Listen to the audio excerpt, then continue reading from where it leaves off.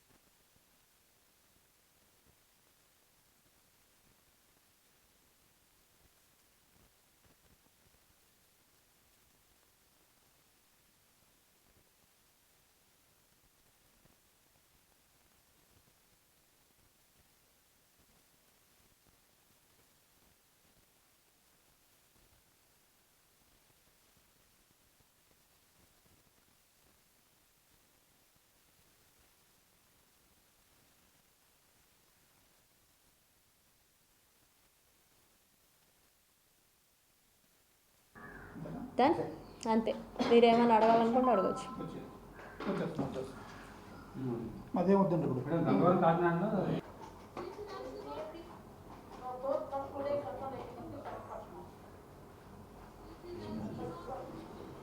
Okay madam, start.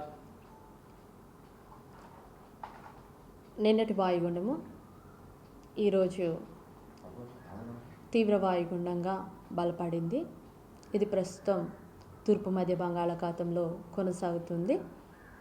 రానున్న మరికొన్ని గంటల్లో కూడా ఇది మరింత దాని తీవ్రత పెరిగి తుఫానుగా మారే అవకాశం ఉంది. ఇంకా ఇది తీవ్ర తుఫానుగా కొనసాగుతున్న పరిస్థితి ఉంది. అయితే ఇది ఉత్తర ఈశాన్య దిశగా కదులుతూ ఉంది.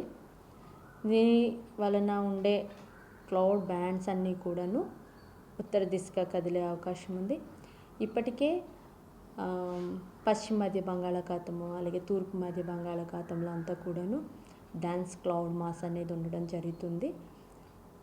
ఔటర్ బ్యాండ్స్ అనేవి మన కోస్తా ఆంధ్రాని టచ్ అవుతున్న కారణం చేత ఉత్తర ఆంధ్రప్రదేశ్ అలాగే దక్షిణ ఆంధ్రప్రదేశ్లో కొంత భాగం అంతా కూడాను రాయలసీమలో ఉన్నటువంటి కొన్ని భాగాల్లో క్లౌడీగా ఉంది. దీని ప్రభావం వలన ఈరోజు అక్కడ డాన్స్ క్లౌడ్ మాస్ కనుక ల్యాండ్ మీదకి వచ్చినట్లయితే అక్కడక్కడ తేలిక వర్షాలు ఎక్కువ చోట్ల ఉంటాయి. 1 లేదా 2 చోట్ల మోస్తరు నుంచి భారీ వర్షం ఉండే అవకాశం ఉంది.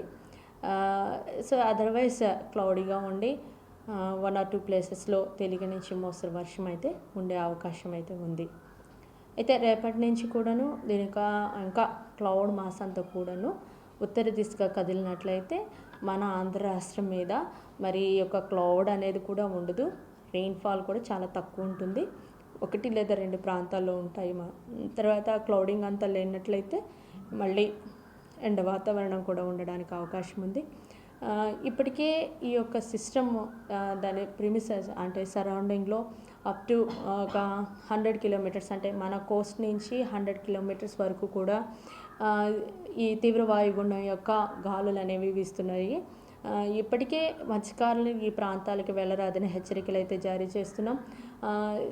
తీరం వెంబడి కూడాను డాన్స్ క్లౌడ్ మాస్ ఉండడం కారణం చేత అక్కడ కూడా కొంచెం ఈరోజు విండ్స్ ఉంటున్నాయి. విండ్స్ అంటే థండర్ స్టార్మ్స్ తోటి అసోసియేషన్లోనే విండ్స్ ఉంటాయి కనుక ఏమైనప్పటికీ ఈ యొక్క ఆంధ్రప్రదేశ్ తీరం నుంచి లోపలికి అంటే డీప్ సీలోకి మాత్రం మత్స్యకారులని వేటకు వెళ్ళరాదని హెచ్చరికలు జారీ చేస్తున్నాం.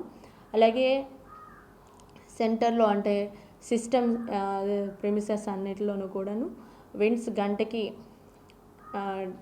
50 నుండి 60 గస్టింగ్ 70 కిలోమీటర్ల వరకు కూడాను ఉండే అవకాశం ఉంది.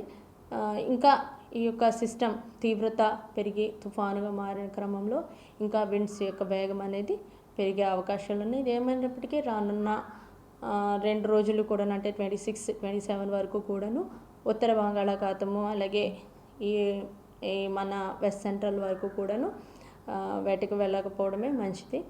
వెసెల్స్ అన్నిటికీ కూడా ఆల్రెడీ హెచ్చరికలు జారీ చేసాము.